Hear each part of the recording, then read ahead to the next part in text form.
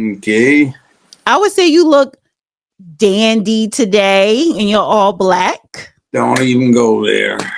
Okay, so I sent you a text the other day. I was like, hey, have you ever heard of the term a dandy? You was like, yep. It's actually kind of an insult. Really? Yeah. Dandified, that was an insult. A dandy. It was like the real word that corresponded to it was foppish, Okay. over concerned with fashion and style. That ranges from having suit pants that fit like their pair of workout or tights or something like that, to armholes in Italian suits you can't get your arms in. Stuff that if you had a CCW you couldn't use because it's too tight, that kind of thing. That's foppish. That's also dandified. They used to joke about it. So, okay, so it says here, I had put in the dandy and it came up. The dandy can refer to several things, including a style of dress, a character in a Scottish comic, a band, a perfume. In general, a dandy is a man who pays meticulous attention to his appearance and dress, often expressing individuality and making a statement through fashion. Mm-hmm. And I think that's great. And so this Why? year, well, because this year at the Met Gala, Okay. right? See, let me say something. Have you ever noticed that when you go to a formal affair, the waiters and the guest of honor and everybody else that are men, they're all kind of dressed in this uniform thing, whether it's a tux or white tie and tails, and you distinguish yourself by the list of your deeds, not by your appearance. Well, the people who get too deep off into appearances are tend to be the people who are not too off into their deeds, or else if they are people who get off into their deeds and they're doing a celebrity thing, they're trying to stand out a bunch amongst a bunch of similarly talented celebrities. So they set a bad trend for the rest of the people who go around trying to look foppish rather than not necessarily calling attention to themselves. Well, yeah, and somebody in the chat put dandy can means excellent. Like that's dandy because we're talking about fine tailoring. So Doesn't mean excellent. It never did. It mhm. was sarcasm when they used it that way, and they talked about his Jim Dandy to the rescue. That was insult of a sort. In other words, the guy paid more attention to his clothes than his manhood. Oh. Well, this year at the Met, the theme is super fine tailoring black style, right? The black dandyism. It says the Costume Institution Spring 2025 exhibition presents a culture and historical examination of black style over 300 years through the concept of dandyism in the 18th century Atlantic world, a new culture of consumption fueled by the slave trade, colonialism, imperialism, and able access to clothing and goods that indicated wealth, distinction, and taste. Black dandyism sprung from the intersection of African and European style traditions. Now, the exhibit at the Met Museum in New York City is going on from May 10th to October 26th of 2025. And I'm going to go while I'm in New York the end of this month. So this year at the Met Gala, our guy, Lewis Hamilton, he is on the chair for the Met Gala. He sits on the chair, and this is him. He looks so handsome. Lewis Hamilton, he picked a cream colored suit, matching beret for the 2025 Met Gala. He is serving as one of tonight's co-chairs. Last year, Hamilton wore an all black custom Burberry outfit with floral embellishment. Yes, this is him tonight. He looks gorgeous. And this is him speaking, and this is him last year at the Met Gala. So, getting back to the dandy, I wanted to ask you though. The question that I want to ask you about it, when you're talking about your generation and older and your father's generation, right? During those times, men, no matter what social economic class, whether it's poor, middle class, or wealthy or upper class, men, particularly black men, it was about presentation. When men wore suits, or whether a suit and a tie, or a clean white shirt with some trousers and shoes, dignified. So black fashion, I want to ask you, what is black fashion to you when we're talking about classism, culture, your generation? What is black fashion to you, the black man, as a black man? Well, black men tried to dress like other men. There wasn't a black style, though there was a thing called the zoot suit that was popular with those who were trying to be trendy, whether they were white, black, brown, red, yellow. And they had some famous so-called zoot suit riots in Los Angeles involving the Hispanics, where it was in World War II. It gave the U.S. a bad name. You had a lot of racists from the South who were in the Los Angeles area for training with the Navy, the Marines, the Army, and the Army Air Corps. And a lot of people were pouring out there for the aerospace, the aviation industry at the time. And a lot of bad things got brought, and there was a week-long riot where some of these Southerners were going around and finding any Mexican they could in zoot suits, stripping them naked, beating them up, that kind of thing. So the zoot suit was the representation of that being dandy, I guess. And then earlier in the century, right at the turn, you got a switch from functional clothing to real tight clothes, real gaudy clothes, and that was looked at as dandified. And it's kind of sort of, you're standing out, they can see you over there. So if they're looking at something, what are they looking for? So it's been pretty obvious that the further down the level, the totem pole you are, the more likely you are to be dandified. And you've seen that thing of the dandy dancing because some of the cowpokes are shooting bullets at his feet that he's got to dance around to avoid. That's a classic representation. Now, I'm a fan of Sir Lewis Hamilton, but I really think he needs to spend his time focusing on learning how to get the most out of his Ferrari Formula One car than going to a Met Gala, rather. Well, that was already on his schedule for a year ago. However, I don't care. He needs to cancel that and just needs to focus. because I want you to go back to your time, your generation, and your father's generation, the evolution of black men fashion. Because There was no black man fashion. yes, it No, was. it wasn't. Everybody dressed like everybody else. You go to a function today, and the Chinamen, the Japanese, the Russians, the Hungarians, the English, the French, the Canadians, the Australians, the Africans, you name it, they all have on the same thing. So a prominent black man wore what everybody else who was masculine wore for the purpose. In other words, there wasn't a black standard of attire except for the fools down in the ghetto who couldn't get anything accomplished, and they tended to be the ones that everybody turned their noses up at.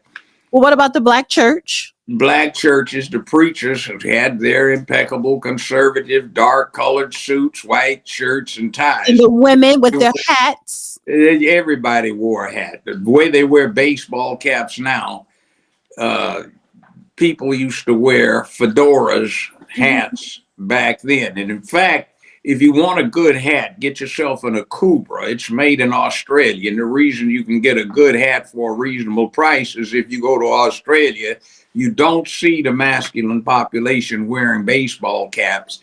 They wear the brimmed hats. So they have a huge market over there. And since they sell a lot of them, the prices are cheap for what you get. And you get a good hat in the Cobra, an I'm American. I'm so tired of you being modest and being sometimes a pessimist, because you got to understand that, and maybe it's because your generation and the older generation, listen, when it came to the church, whether you worked in a sharecropper or if you were a black lawyer, you knew to have on a clean shirt, a clean dress, or a woman would spend her last $5 extra on a church dress or a hat. But I don't think y'all guys realize how you set trends, and Yeah, but we look like everybody else did. I mean, if I don't the know. black I don't man's think back was so. to you and he had his hat on, you unless you show a lot of neck, you couldn't tell who he was or what he was if his hands were showing. So I Okay, real think, quick, you saw the movie Sinners and the twin yeah, brothers. I saw that. Their suits, that's dandy. The suits that they had on were dandy. Dandy. Everybody wore a suit. If you worked as the milkman, you had on a tie. If you worked in a factory, you had on a tie. There's a thing about that. That collar and that tie is the last portion of male body armor that we still have. It got to the gentleman carried a light sword, and one of the favorite fatal moves was to nick somebody's carotid artery. So what they did is they kept these collars up. You see these clown collars in Shakespearean representation, or you see the colonists when they're meeting to set up the Constitution, they have stock wrapped around their neck. That was to protect your neck. The Marines were called leathernecks because they had high leather collars. So this collar, this tie, is the last residual of male armor. So that's what it was about. Now, one of the reasons that people had white shirts was because you could throw them in a wash that you had to do yourself with bleach in it and bluing, which they called it, to make them look whiter. And people were just then getting into deodorant. They didn't have antiperspirant. So you had to pretty much beat the devil out of a shirt in order to clean it. And white was much easier to clean than any other color because the other colors would fade. So you wore white just like if you were playing football. Still, if you're playing football and your workout uniform is not what you have on when you're out there on a field playing a game, it tends to be white. Now, why would you wear white that gets grass stained and muddy? That's because you can put bleach in the stuff and you can really beat it up when you wash it and put it in hot water and get it clean. That's what you had the white linen about. So maybe in 2025, my generation or whatever, and younger generation, maybe we have it wrong. Maybe we have it backwards, because I believe you. How you're breaking down the reasons, or yeah, that was common to wear a suit. That's just what it was. But we looking at that like, oh my God, they're so dapper. That's fly. But you're like, you wore the white, a clean white shirt, and it was crispy clean because of the way they washed it. I think You that starched it. I think that we're looking at it backwards. And the other thing is up until the 1920s, when a guy put on a shirt, the collars were separate and the collars buttoned onto the shirt. And they had these celluloid collars that were made out of early plastic that were white. So they would just buy them by the dozen and throw them away when you soiled the collar, and you'd wear the shirt twice, but you'd have a different collar each time. So you see these collars that are up where the ties are around them, and the ties, you can see the rest of it going around the neck. Those are celluloid collars for the most part. It is a thing. And the other point was, I did a lot of criminal trial practice, and I had occasion to represent some real serious criminals. And it's interesting, the real serious criminals tended to dress more conservatively than the wannabes, because it's like a cop would have a very hard time demonstrating probable cause to stop somebody who's in a suit and tie or a three-piece suit with a briefcase and saying, come here, what you doing? So the idiots would go around standing out with garish colors and crazy styles and looking strange, and it'd be like they're carrying the flag, bust me, I'm up to some no good, or I'm a wannabe, so you might as well jack me up and get me scared to go do what I'm thinking about doing. So the major gangsters all dressed like they were businessmen. And it was camouflage, Mm. urban camouflage. But they don't want to do that. Today now is not no camouflage. Well, some of the real serious crooks still do that. Oh yes. Oh yeah. Dude, that's true. And this didn't really happen until the Obama administration. The president of the United States never showed up without a shirt and tie on in a suit coat or a sport coat until Obama, and he got to running around like this, where he'd have his tie off, and it just looked like the casual, foppish dandyism that you'd associate with a chick flick matinee star instead of a competent national executive. So we have gotten away from that. Can you see this question here real quick before we get into the next topic? Do you guys still talk about Formula One on YouTube? No, we don't, Harmon. And you know why? Blame him. Blame the judge. Blame the judge. Because ever since 2 years ago, when Lewis Hamilton was cheated out of the 8th championship, the judge protested and did not want to take the time out to do a recap of the Formula One race like we used to do. He protested, and then he just got disinterested. So blame him. Yeah, you can. That thing about keeping Hamilton from being 8 times world champion was an absolute disgrace. The race director had met with Miss Verstappen, met with his family, met with his father, had lunch and dinner with them quite a few times during the month before that. And what happened is there was an accident at the end of a race. Hamilton was way out in front, and Verstappen was working his way up through the pack, and there were like 5-6 laps left in the race, and the safety car came out. And what the race director did was several things that were wrong. Mercedes asked him if he was going to follow the rule book and how the race was to be finished, and Mercedes was advised that the rule book would be followed. They, meanwhile, did something else. Not they, I mean the race director called up the Red Bull pit and said, look, what I'm going to do, and I haven't told Mercedes, is I'm going to call the safety car in if we can. I don't care, on the last lap, so we can race. Now, what he allowed to happen was it was Hamilton in front, 1, 2, 3, 4 cars that he had lapped. And behind those 4 cars, in 5th position behind him in terms of cars to be passed, was Verstappen.